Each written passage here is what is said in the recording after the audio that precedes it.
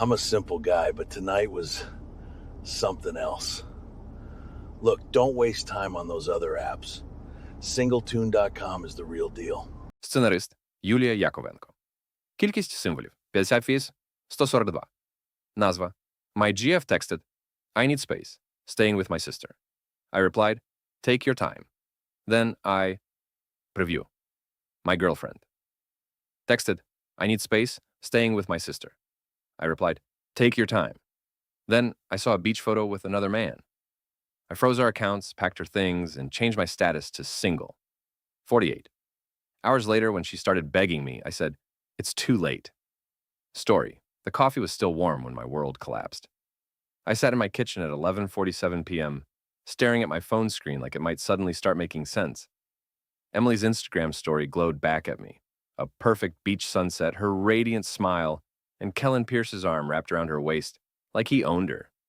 Sister's weekend in Portland, she told me 3 days ago, kissing my cheek with those soft lips that apparently lied as easily as they breathed. Just need some space to clear my head, Jack. You understand, right? I understood, all right. I understood that my wife of 6 years was a goddamn liar. My name is Jack Avery. I'm 38, a marine engineer who spent the last decade designing boat hulls and harbor systems for this sleepy Maine coastal town. I fix things that are broken, solve problems that seem impossible. But sitting there in my craftsman home, surrounded by the life we'd built together, I realized I'd missed the biggest problem of all. My marriage had been sinking for months, and I'd been too blind to see the water rushing in. I screenshot the photo before she could delete it. Then I opened our joint banking app and froze every account we shared. Next, I changed my Facebook status to single and posted a photo of myself raising a beer to the camera with the caption, "Cheers to new beginnings." My phone rang within 10 minutes. Jack? Jack! What the hell is this? Emily's voice cracked through the speaker. In the background, I could hear waves and laughter. The same beach from her Instagram story. Why did you freeze our accounts? Why does Facebook say you're single?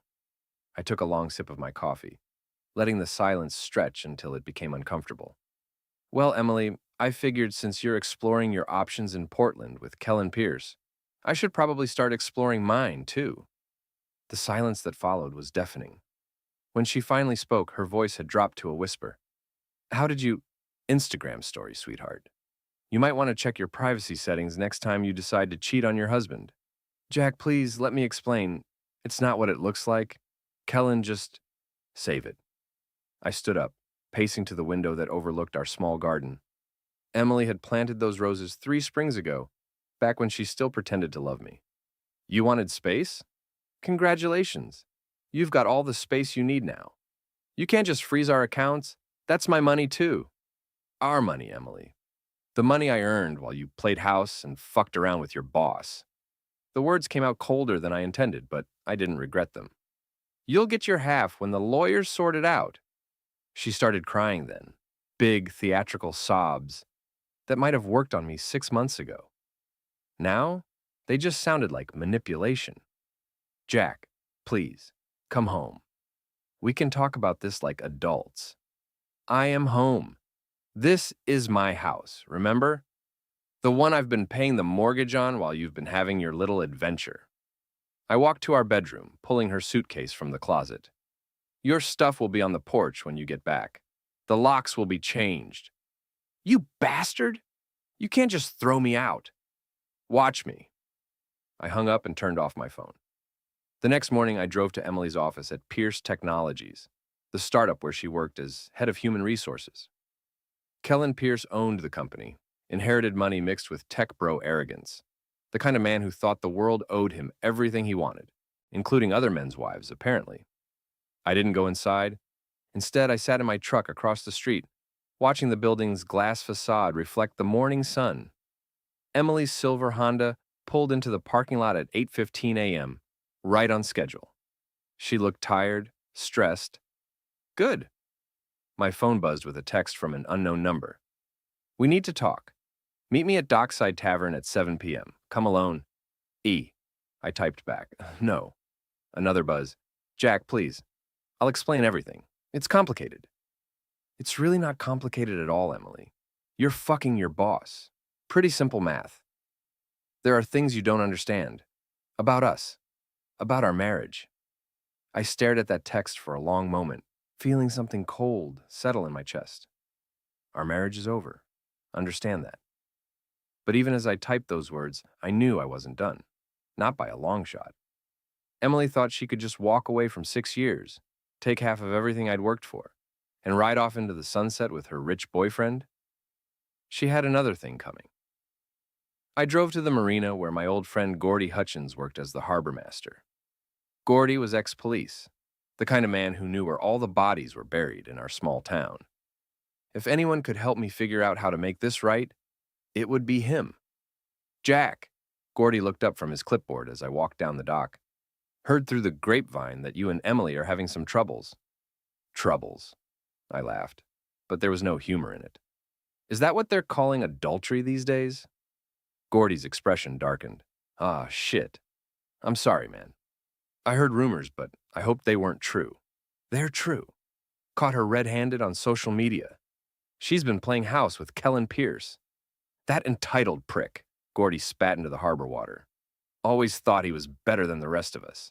His daddy's money bought him that fancy company, but it can't buy him class. I need a favor, Gordy. Name it. I need to know everything about Kellen Pierce.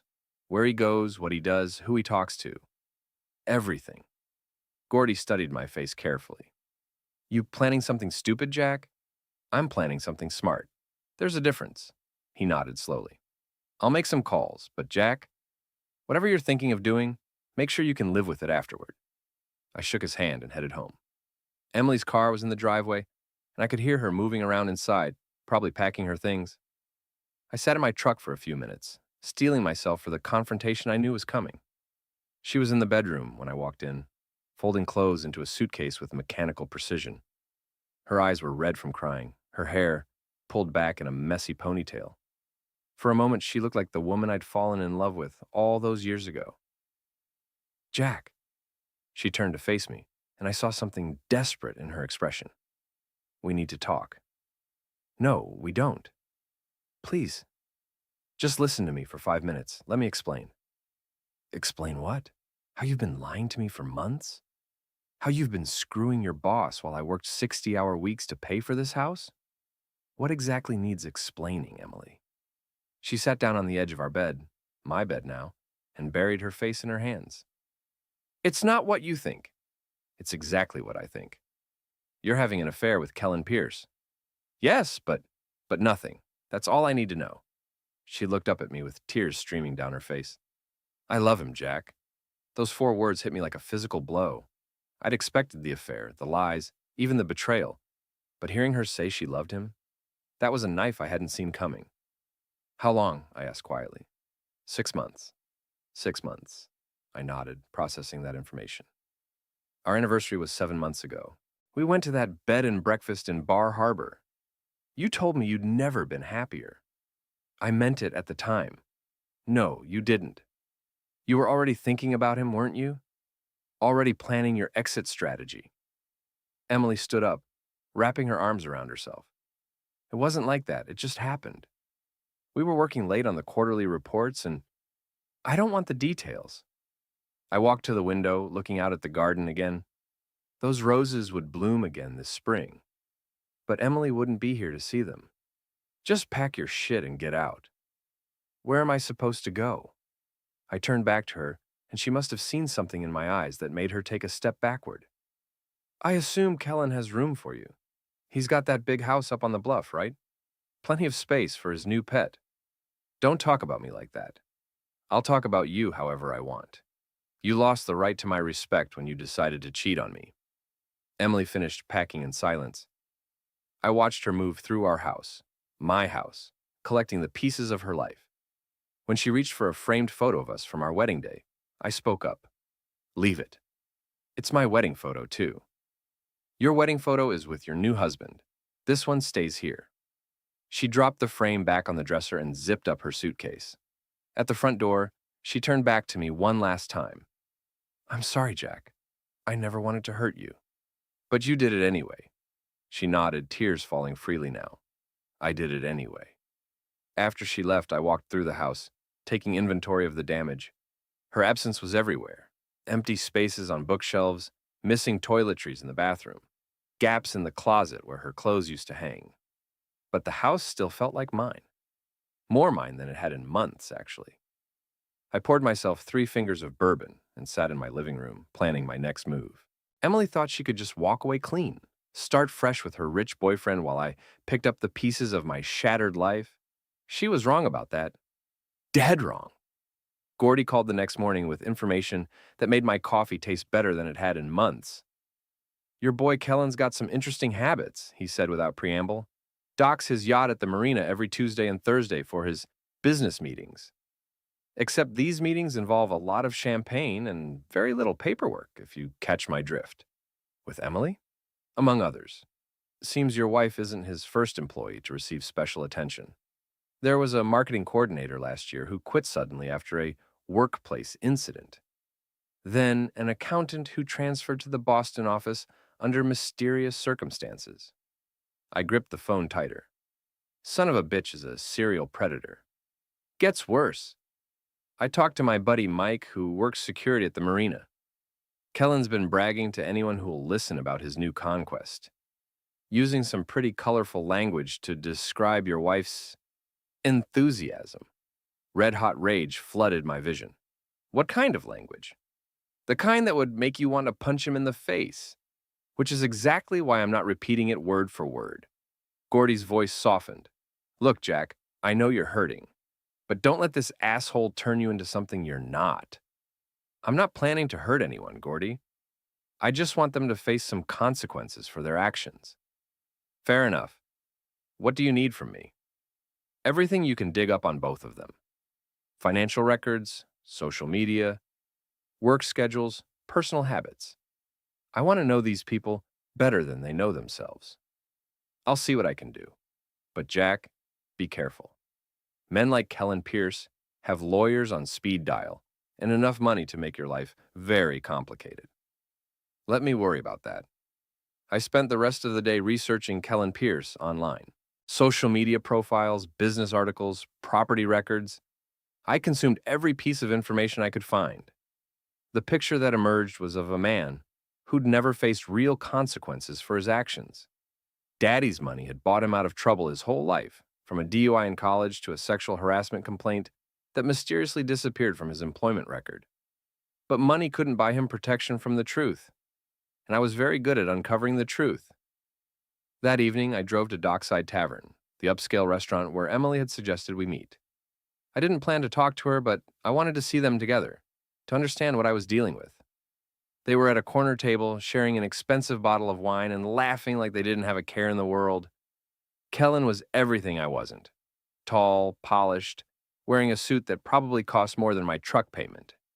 He had the kind of casual arrogance that came from never having to work for anything in his life. Emily looked beautiful. She always had.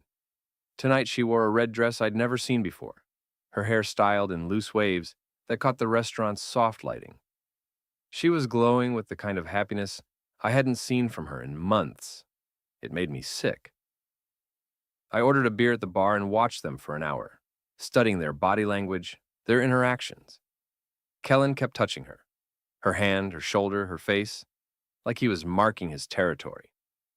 Emily giggled at his jokes, gazed into his eyes, played the part of the smitten girlfriend to perfection. When they got up to leave, I followed at a distance. They walked to Kellen's BMW, a sleek black sedan that screamed new money. He opened the door for her, such a gentleman, and they drove toward the expensive part of town where he lived. I didn't follow them home. I'd seen enough for one night. The next morning, I found a manila envelope slipped under my front door. Inside were photographs. Emily and Kellen at various locations around town, holding hands, kissing, entering, and leaving hotel rooms. There was also a cell phone I'd never seen before. A note was paperclipped to the photos. "Thought you might want to see these.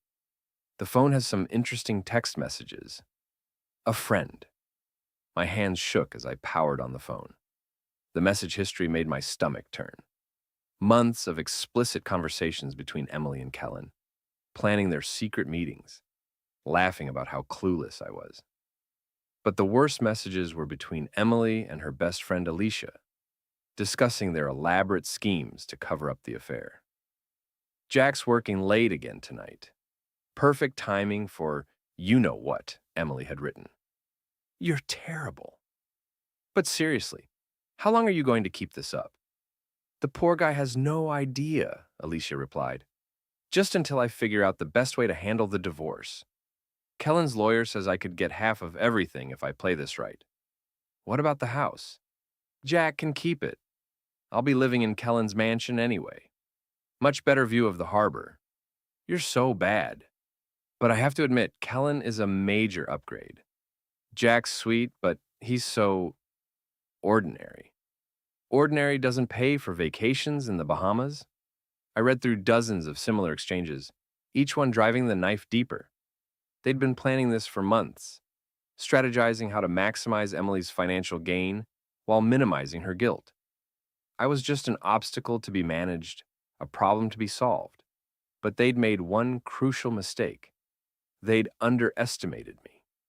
I called in sick to work and spent the day formulating a plan.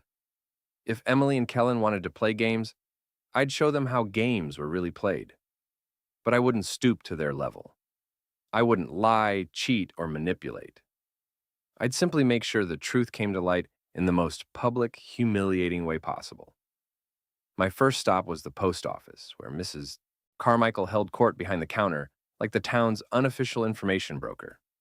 She was 73 years old, sharp as a tack, and knew everyone's business before they knew it themselves.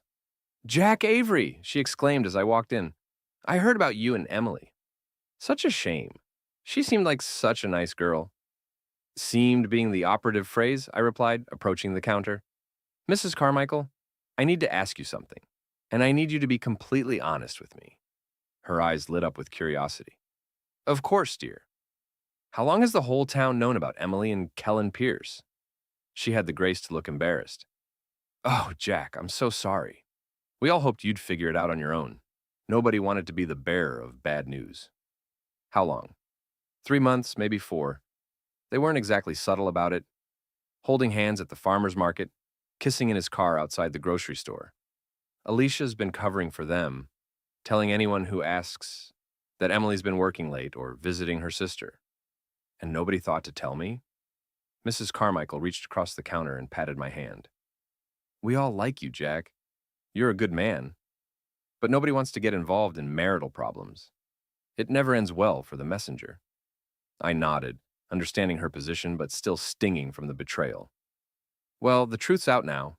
Emily moved out yesterday." "I'm sorry, dear, I truly am. But maybe this is for the best. You deserve someone who appreciates what a catch you are." I thanked her and left, feeling like the entire town had been watching my humiliation unfold in real time. But that embarrassment quickly transformed into something else. Determination. If everyone already knew the truth, then Emily and Kellen's secret was worthless, which meant I could use it against them without worrying about collateral damage to my own reputation. I drove to the marina to find Gordy. He was in his office reviewing boat registration paperwork. "Jack, how are you holding up?" "Better than expected. I need another favor." "Shoot." "Kellen's yacht. Where exactly does he dock it?" "Slip 47 down at the far end. Why?" "I want to take a look at it. Nothing illegal, just a visual inspection." Gordy studied my face. "You sure about this?" "Positive. I just want to see how the other half lives." "Fair enough, but Jack, if anyone asks, we never had this conversation." Slip 47 was easy to find. Kellen's yacht was a 40-foot Catalina named Easy Money.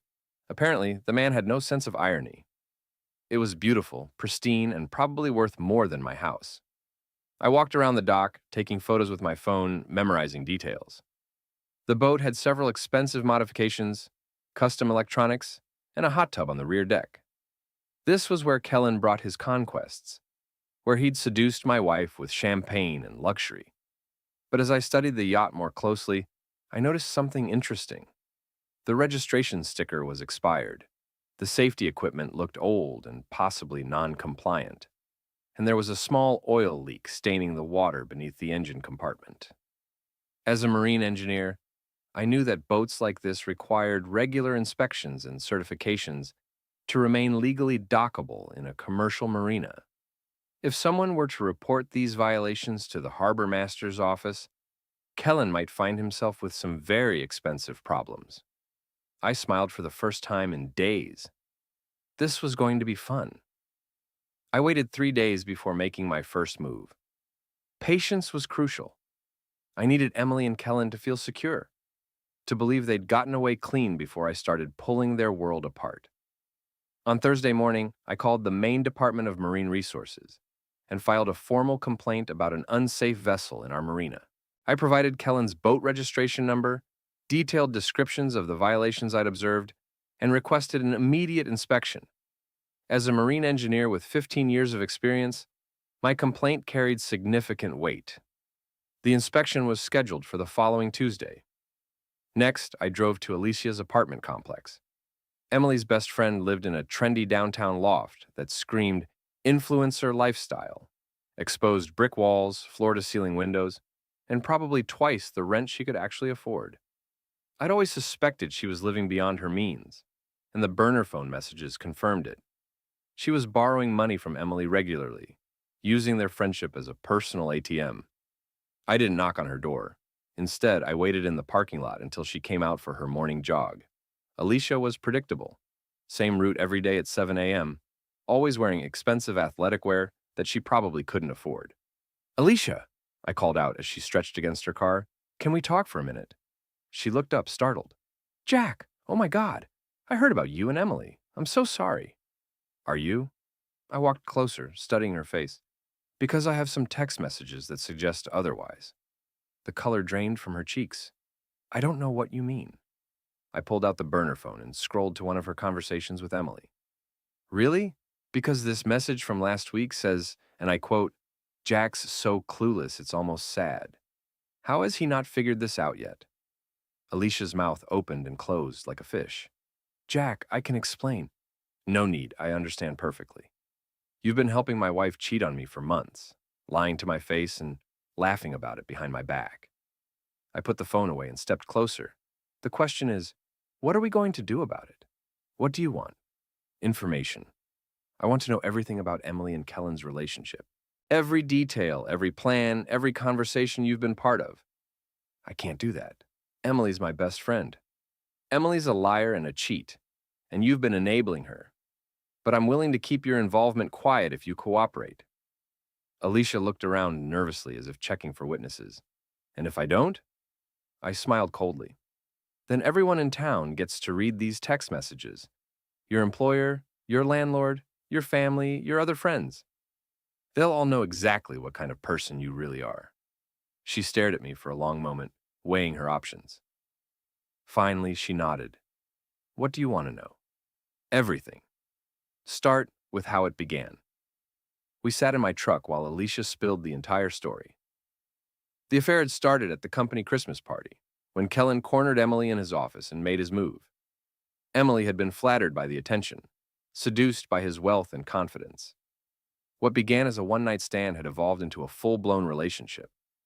"She was going to leave you after your anniversary," Alicia admitted. But Kellen convinced her to wait, to plan it out properly. He said she could get more money in the divorce if she played it smart. Played it smart how? By documenting everything: your income, your assets, your work schedule. She's been building a case that you're an absent husband who prioritizes work over marriage. My hands tightened on the steering wheel. That's bullshit. I know. But Kellen's lawyer said it would help her case. Make you look neglectful. Give her grounds for a larger settlement. What else? Alicia hesitated. They've been planning to move in together. Kellen's getting divorced too, and he wants Emily to be his new trophy wife. He's promised her a life of luxury, travel, everything she's ever wanted. And you helped them plan all this? I covered for her, provided alibis, helped her hide the evidence. I thought maybe you'd be happier without her. She hasn't been happy in your marriage for a long time, Jack. I turned to look at her directly. That wasn't your decision to make. I know, I'm sorry, I really am. Sorry doesn't fix anything, Alicia. But helping me might. I gave her my phone number and specific instructions. She would continue acting as Emily's friend, but now she'd be reporting back to me. Every plan, every conversation, every move they made. I wanted to know about it in advance. And Alicia, I said as she got out of my truck, if you warn them about this conversation, I'll make sure those text messages go viral. Understood? She nodded miserably and jogged away. The next morning, I received a call from Gordy. Jack, you need to get down to the marina. There's something you should see. I found him standing on the dock near Kellen's yacht, trying not to smile. A team of marine inspectors was crawling all over the boat, taking photos, making notes, and looking very official. What's happening? I asked innocently. Someone filed a complaint about unsafe conditions on this vessel. The inspectors found multiple violations: expired safety equipment, environmental hazards, improper electrical modifications. The boat's been red-tagged pending repairs and recertification. That's terrible. How long will that take? Months, probably, and it'll cost a fortune to bring everything up to code. Gordy glanced at me sideways. You wouldn't know anything about this complaint, would you? I'm a marine engineer, Gordy. I notice unsafe conditions wherever I see them. It's my civic duty to report them. He laughed outright. Your civic duty? Right. Well, your civic duty just cost Kellen Pierce about $50,000 and his favorite toy for the rest of the summer. I watched the inspectors work, feeling a deep satisfaction settle in my chest. This was just the beginning. That afternoon, Emily called me. Jack, we need to talk. No, we don't. It's about the divorce. My lawyer wants to schedule a meeting. Tell your lawyer to call my lawyer. You don't have a lawyer. I will by tomorrow. There was a pause. Jack, please. Can't we handle this civilly? We were married for 6 years. That has to count for something. It counted for everything to me, Emily. Apparently, it counted for nothing to you. That's not fair. Fair? I laughed, but there was no humor in it. You want to talk about fair? Fair would have been you talking to me about your unhappiness instead of fucking your boss. Fair would have been you asking for a divorce before you started your new relationship. Fair would have been you showing me the basic respect I deserved as your husband. I know I hurt you. You destroyed me. There's a difference. I never meant for it to happen this way. But it did happen this way. And now we both have to live with the consequences. I hung up and immediately called the best divorce lawyer in town. Margaret Chen had a reputation for being thorough, aggressive, and expensive. She was exactly what I needed. Mr. Avery, she said when I explained my situation, I'll be frank with you. Adultery cases can be complicated, but if you have proof of the affair, we can use it to your advantage. I have proof. Lots of it. Good. Bring everything to my office tomorrow morning. We'll start building your case immediately. That evening, I sat in my living room with a glass of bourbon, reviewing the text messages on the burner phone. Emily and Kellen's conversations painted a picture of two people who thought they were smarter than everyone around them, who believed they could manipulate the system to get whatever they wanted. They were about to learn how wrong they were. My phone buzzed with a text from Alicia. Emily's panicking about Kellen's boat. They had plans to take it to Bar Harbor this weekend. She's asking if I know anyone who might have reported it. I typed back, "What did you tell her?" "That I have no idea. She's suspicious, though. Thinks someone's targeting them specifically." Let her think that. It'll make her paranoid. Jack, are you sure about this? Emily's really upset. She should be upset. Actions have consequences. I turned off my phone and poured another bourbon. Tomorrow I'd meet with the lawyer and officially begin the divorce proceedings. But the legal battle was just one front in this war. Emily and Kellen had humiliated me publicly, treated me like a fool, and tried to steal everything I'd worked for. They wanted a fight? They were going to get one. But it would be fought on my terms, with my rules, and I intended to win. Margaret Chen's law office was everything I'd expected. Mahogany furniture, leather-bound books, and an atmosphere that whispered expensive competence. She reviewed my evidence with the clinical detachment of a surgeon examining a tumor. "This is quite comprehensive," she said, scrolling through the text messages. "Your wife and her lover have been remarkably careless with their communications." What are my options? Several. Maine is a no-fault divorce state. but adultery can still impact property division and spousal support. With this evidence, we can argue that your wife's infidelity demonstrates a pattern of deception that should preclude her from receiving alimony. What about the house? That's more complicated. It's marital property acquired during the marriage. However, if we can prove that your wife was planning to abandon the marriage while you continued investing in joint assets, we might be able to argue for a larger share. Margaret leaned back in her chair. Mr. Avery, I have to ask, how did you obtain these text messages? If they were acquired illegally, we can't use them in court. Someone left them under my door. Anonymous tip. How convenient. She didn't look like she believed me, but she didn't press the issue. I'll file the divorce papers today. Your wife will be served within 48 hours. Good. What happens next? We wait for her response, begin the discovery process, and start negotiating. But Mr. Avery, I'd recommend you avoid any direct contact with your wife or her boyfriend. Don't give them ammunition to use again. Morning, everyone. Quick secret. Dating at 50 isn't dead. You're just on the wrong sites. Try singletune.com. Trust me. Against you. I nodded and shook her hand, but I had no intention of following that advice. Emily and Kellen had started this war. I intended to finish it. That afternoon, I drove to Pierce Technologies. Emily's Honda was in the parking lot, along with Kellen's BMW. I parked across the street and waited. At 5:30 p.m., they emerged together, laughing about something as they walked to his car. Kellen had his hand on Emily's back, guiding her like she was his property. They drove toward downtown, probably heading to dinner at one of the upscale restaurants they favored. I followed at a distance until they pulled into the parking lot of Coastal Prime, the most expensive steakhouse in town.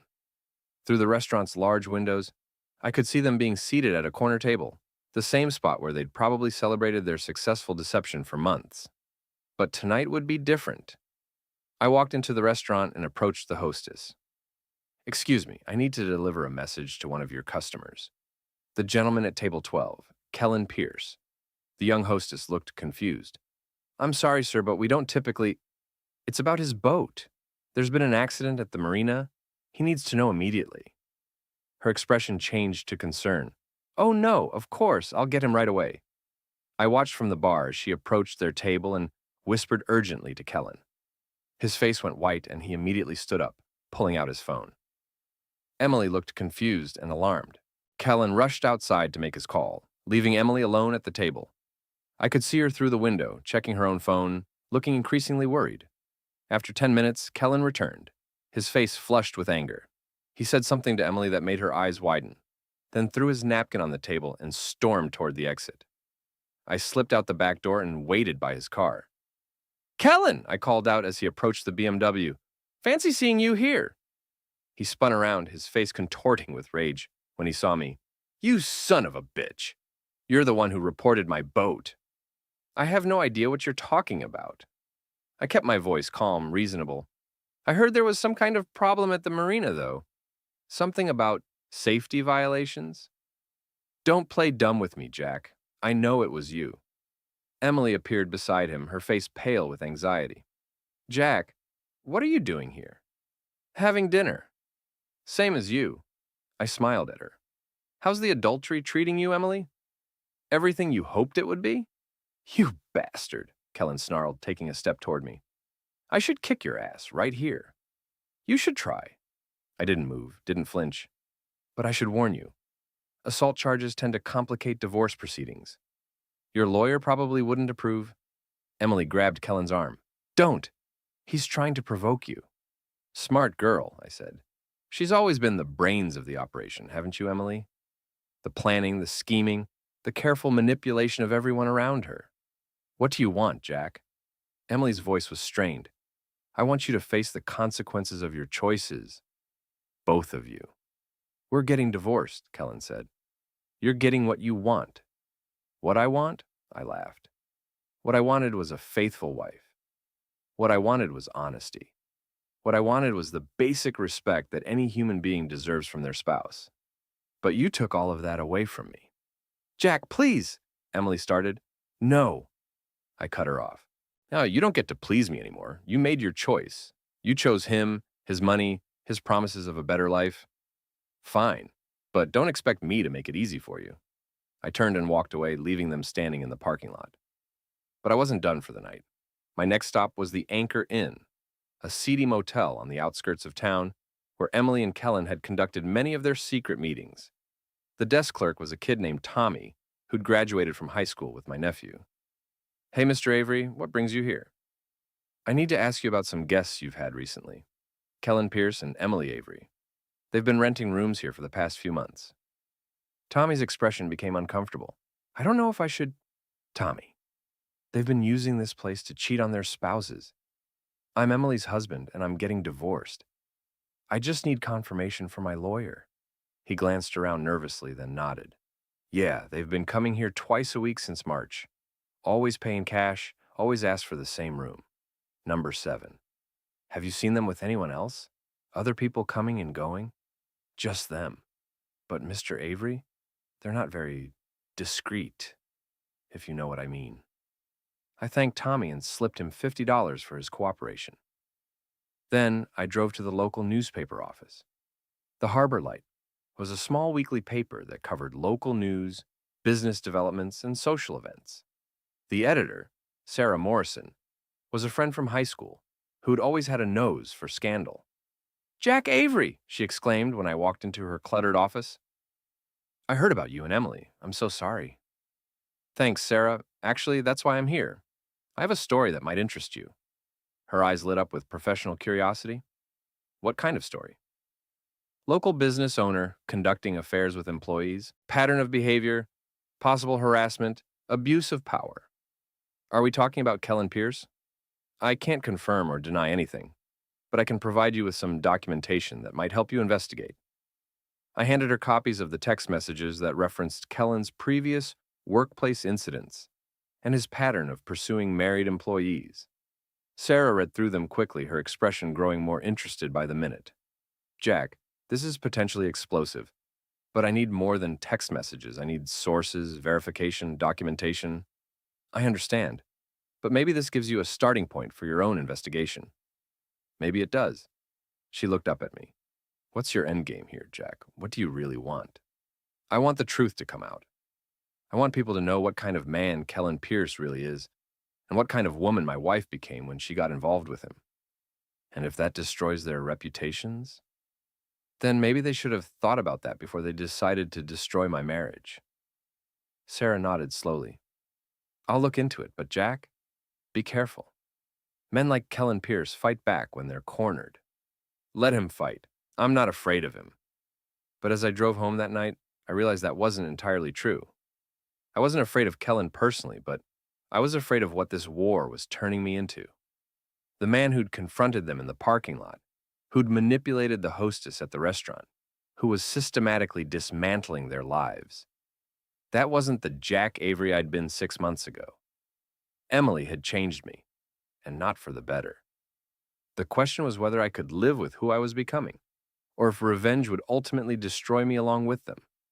I poured myself a bourbon and sat in my empty house, surrounded by the ghosts of my former life.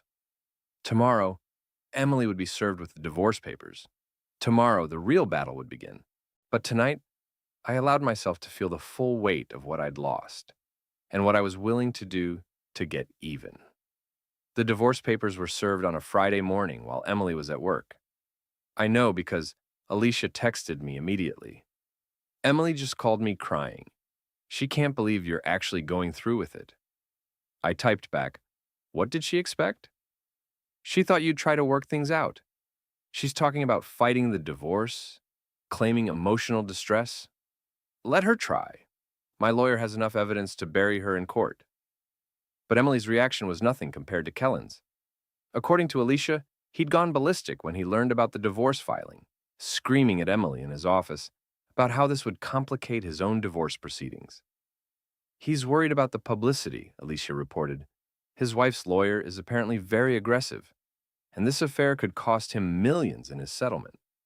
Perfect. I'd hoped the divorce would create problems for both of them, and it seemed to be working even better than expected. That afternoon, Sarah Morrison called with an update on her investigation. Jack, I've been digging into Kellen Pierce's employment practices, and you were right. There's a pattern here. I found 2 former employees who are willing to talk about inappropriate behavior, and I'm working on getting the sealed harassment complaint unsealed. How long will that take? A few weeks, maybe a month. But Jack, I have to warn you. Kellen's starting to suspect someone's feeding me information. He called the paper yesterday asking about our sources. What did you tell him? Nothing. But he's not stupid. He knows this is connected to your divorce somehow. That evening, my suspicions were confirmed. Kellen showed up at my house just after sunset, his BMW screeching into my driveway like he owned the place. I watched him storm up my front walk through the window, then opened the door before he could knock. Kellen, what a pleasant surprise. Cut the shit, Jack. We need to talk. No, we don't. I started to close the door, but he pushed it open and stepped inside uninvited. You're going to listen to me, you pathetic piece of shit. I know what you're doing, the boat, the newspaper, the harassment of Emily. It ends now. Get out of my house. I'm not going anywhere until we settle this like men. I laughed. Like men? You fucked my wife behind my back for 6 months, and now you want to settle things like men? Emily was unhappy. She came to me. Emily was married to me. That used to mean something. Kellen stepped closer, trying to intimidate me with his height advantage. Look, I get it. You're hurt. Your pride is wounded. But Emily's with me now, and there's nothing you can do to change that. I'm not trying to change it. I'm trying to make sure everyone knows exactly what kind of people you both are. You want to play hardball? His voice dropped to a menacing whisper. I have more money than you'll ever see. I can make your life very difficult. Threatening me now? That's a bold strategy, especially since I'm recording this conversation. His eyes widened as he noticed my phone in my hand, the recording app clearly visible on the screen. You son of a bitch. Get out of my house, Kellen, now, before I call the police and have you arrested for trespassing and making threats. He stared at me for a long moment, his face flushed with rage. Then he turned and walked out, slamming the door behind him. I immediately sent the recording to my lawyer and to Sarah Morrison. If Kellen wanted to escalate this conflict, I'd give him more than he bargained for. The next morning brought unexpected news. Gordy called at 6 a.m., his voice tight with concern. Jack, you need to get down to the marina right away. There's been an incident. What kind of incident? Someone vandalized your truck, broke the windows, slashed the tires, spray painted some choice words on the sides. I drove to the marina in Emily's old car, she'd left it behind when she moved in with Kellen, and surveyed the damage. My truck looked like it had been attacked with a baseball bat and a can of black paint. The words loser and asshole were scrawled across the doors in dripping letters. Any witnesses? I asked Gordy. None that are talking, but Jack, this has Kellen Pierce written all over it. Can you prove it? Not legally, but everyone knows he was here last night, arguing with some of the dock workers about his boat situation. I took photos of the damage and called the police. Officer Martinez arrived within 20 minutes, took a report, and promised to investigate. But we both knew nothing would come of it without witnesses or physical evidence. I'm sorry, Mr. Avery, he said as he finished his paperwork. Vandalism cases are tough to prosecute without clear evidence. I understand, but I want this documented in case there are future incidents. After he left, I called my insurance company and arranged for the truck to be towed to a repair shop. Then, I called Sarah Morrison. Sarah, I need to accelerate your timeline on the Kellen Pierce story. Things are escalating, and I need that information public as soon as possible. What happened? I told her about the vandalism and Kellen's visit to my house. She listened without interrupting, then sighed heavily. Jack, I'm worried about you. This is getting dangerous. I can handle Kellen Pierce. Can you? Because from where I'm sitting, it looks like you're poking a bear with a stick. Maybe. But that bear destroyed my marriage and humiliated me in front of the entire town. He doesn't get to walk away clean. And if he escalates further? What if next time it's not just your truck? I considered that possibility. Kellen was clearly unstable, and men with his kind of money and ego could be unpredictable when cornered.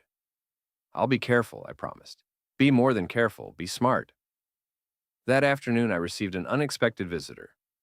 Emily stood on my front porch, looking smaller and more fragile than I'd seen her in years. Jack, can we please talk?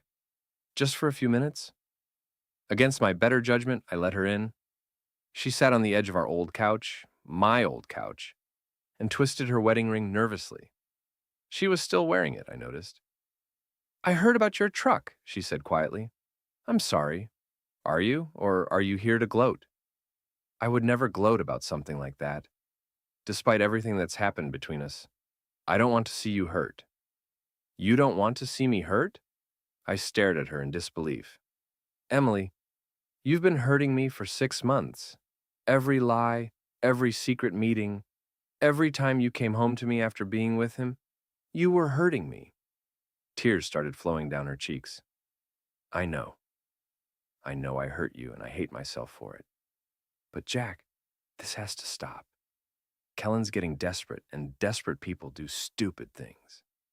Is that a threat? It's a warning. He's not the man I thought he was. He's got a temper, and he's used to getting his way. So you're afraid of him now? She nodded miserably. Sometimes. When he gets angry, he gets this look in his eyes, like he's capable of anything. Then leave him. I can't. Why not? Because I burned every bridge to be with him. I destroyed our marriage, lost most of my friends, ruined my reputation. He's all I have left. I felt a moment of pity for her, followed immediately by anger. You made those choices, Emily. You chose him over me, chose his money over our life together, chose deception over honesty. Now you have to live with the consequences. I know, but Jack, please, call off whatever you're planning. The newspaper investigation, the legal maneuvering, all of it. Let's just get divorced quietly and move on with our lives. No. Why not? What's the point of all this revenge? It won't bring back our marriage. I stood up and walked to the window, looking out at the garden where her roses were beginning to bloom. The point is justice, Emily. The point is consequences. You and Kellen thought you could treat people like disposable objects, manipulate and deceive and destroy lives without ever paying a price. You were wrong. So, this is about punishment? This is about the truth, about making sure everyone knows exactly who you really are. Emily was quiet for a long moment. When she spoke again, her voice was barely a whisper. I loved you once, Jack. I really did. I know. That's what makes this so much worse.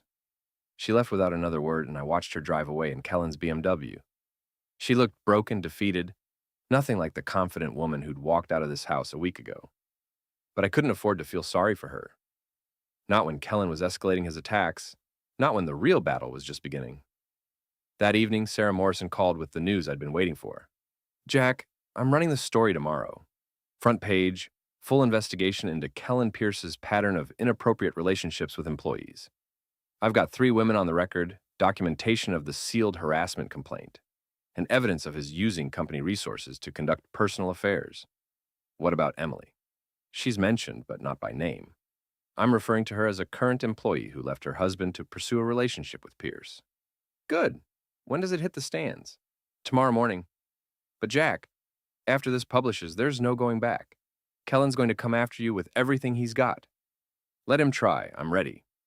But as I hung up the phone and poured myself a bourbon, I wondered if that was really true. Was I ready for whatever Kellen Pierce might do when his carefully constructed world came crashing down around him? I guess I was about to find out. The war was entering its final phase, and only one of us would be left standing when the smoke cleared. The harbor light hit the stands at 6 a.m. on a Tuesday morning. By 6:30, my phone was ringing non-stop. Jack, have you seen the paper? Gordy's voice was excited. Sarah Morrison just destroyed Kellen Pierce. Front page, full expose, local CEO's pattern of workplace affairs exposed. This is brutal. I walked to my front porch and picked up my copy. The headline was even better than Gordy had described. Sarah had done her homework. Photos of Kellen, quotes from 3 former employees detailing his inappropriate behavior, financial records showing company money used for personal expenses, and a timeline of his affairs that painted him as a serial predator who used his position to exploit vulnerable women. Emily was mentioned in the final paragraph. Pierce's most recent relationship involves a married employee who left her husband after a 6-month affair. The woman's divorce proceedings are currently underway, with court documents alleging a pattern of deception and financial manipulation. My phone buzzed with a text from Alicia. Emily's hysterical. She's locked herself in Kellen's bathroom and won't come out. He's screaming at everyone, threatening to sue the newspaper. It's chaos here. I typed back, "Where are you?" "At Kellen's house." Emily called me crying, begging me to come over. "Jack, I think she's having a breakdown. That's not my problem anymore. Please. She needs help."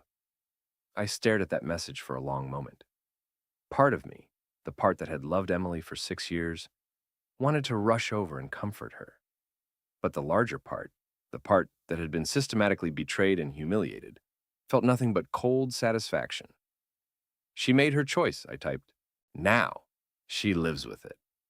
The next few hours brought a parade of phone calls. Margaret Chen called to congratulate me on the newspaper story and inform me that it would significantly strengthen our divorce case. Mrs. Carmichael called to share the town gossip.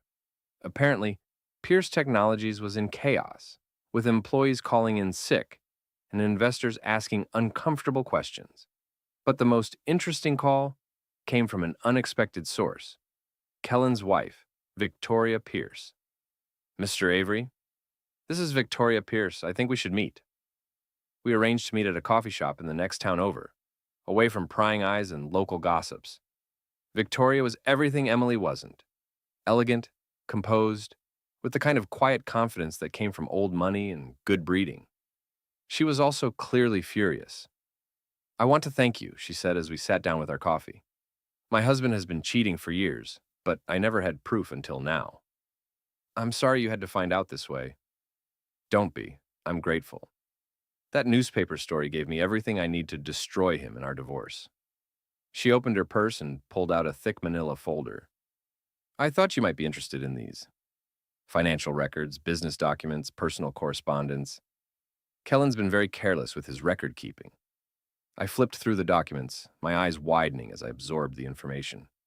Bank statements showing payments to multiple women, business records indicating fraud and embezzlement, personal emails detailing his various affairs, and his contempt for the women he'd seduced. "Why are you giving me this?" Victoria's smile was ice cold. "Because my husband destroyed your marriage, and you destroyed his reputation. I thought we might help each other finish the job. What do you want in return?" "Nothing. I have my own lawyers, my own plans for Kellen. But I thought your wife should know exactly what kind of man she's chosen to build her future with." I studied the documents more carefully. There were bank records showing Kellen had been financially supporting multiple mistresses simultaneously, business emails revealing his plan to use Emily to gain inside information about his competitors, and personal correspondence that made it clear he viewed her as nothing more than a temporary diversion. He's planning to dump her, I realized, within 6 months, according to his emails to his lawyer. Apparently, the novelty is already wearing off, and her divorce is becoming more expensive than he anticipated.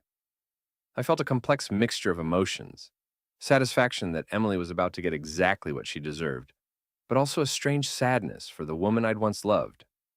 "What happens now?" I asked. "Now, we both get our revenge. I file for divorce next week with enough evidence to take half of everything he owns. And you?" She smiled. "You get to watch your wife realize she destroyed her marriage for a man who never intended to keep her."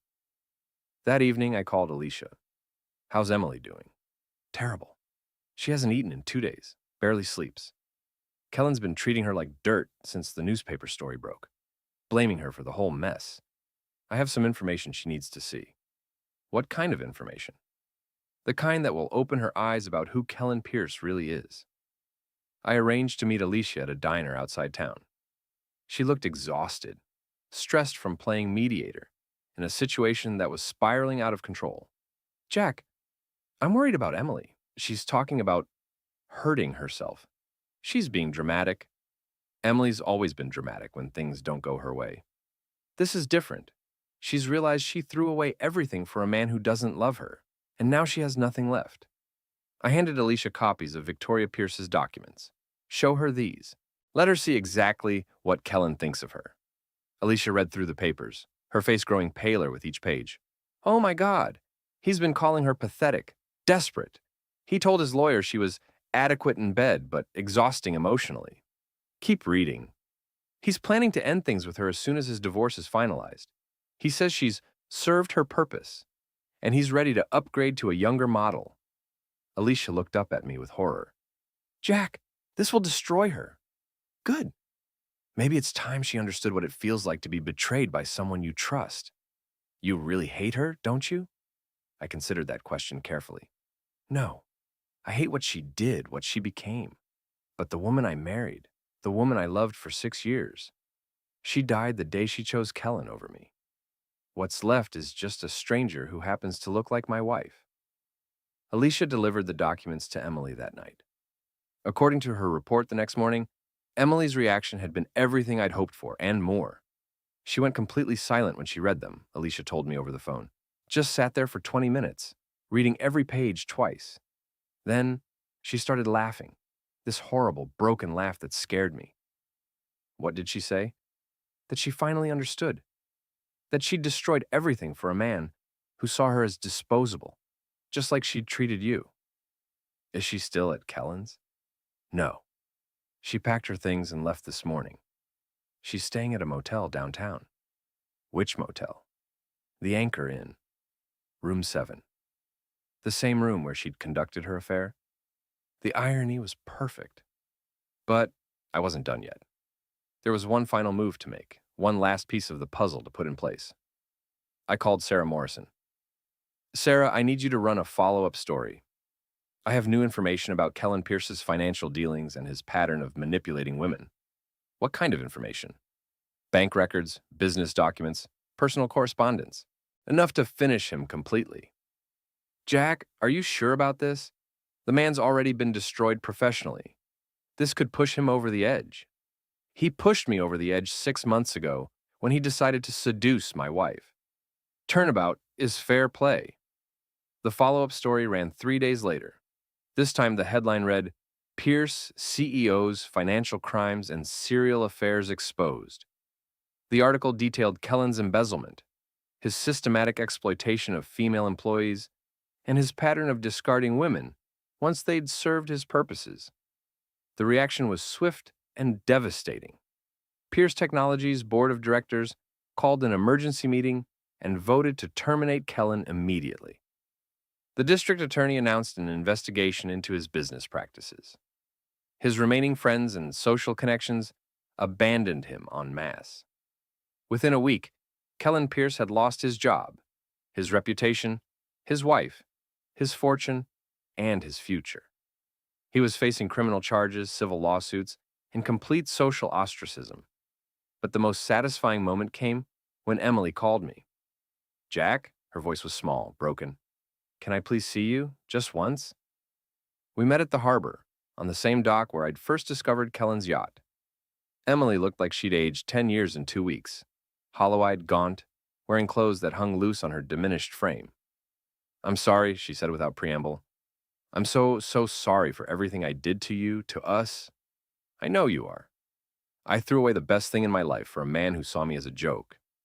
I humiliated myself, destroyed our marriage, lost everything that mattered, and for what? For 6 months with a man who was planning to discard me like garbage. Yes, you did. She looked at me with desperate eyes. Is there any chance, any possibility that we could try again? I know I don't deserve it, but no.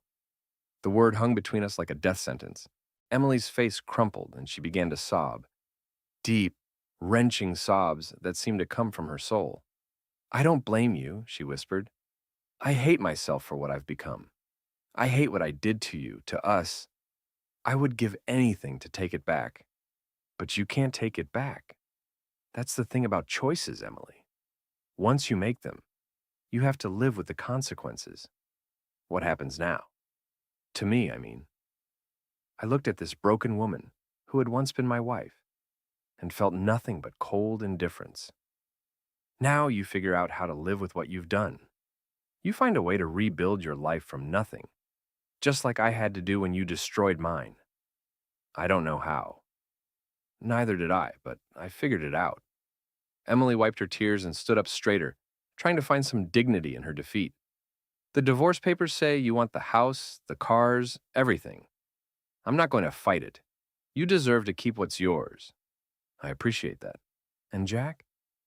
I know you'll never forgive me, and I understand why. But I want you to know that loving you was the most real thing I ever felt. Losing you is the worst thing that's ever happened to me. Goodbye, Emily. I walked away and didn't look back. Behind me, I could hear her crying, but the sound didn't move me. The woman I'd loved was gone, had been gone for months. What remained was just the shell of someone who'd made terrible choices and was finally facing the consequences. 6 months later, the divorce was finalized. I kept the house, the cars, and most of our assets. Emily moved to Boston, where she found work as a secretary for a quarter of her previous salary.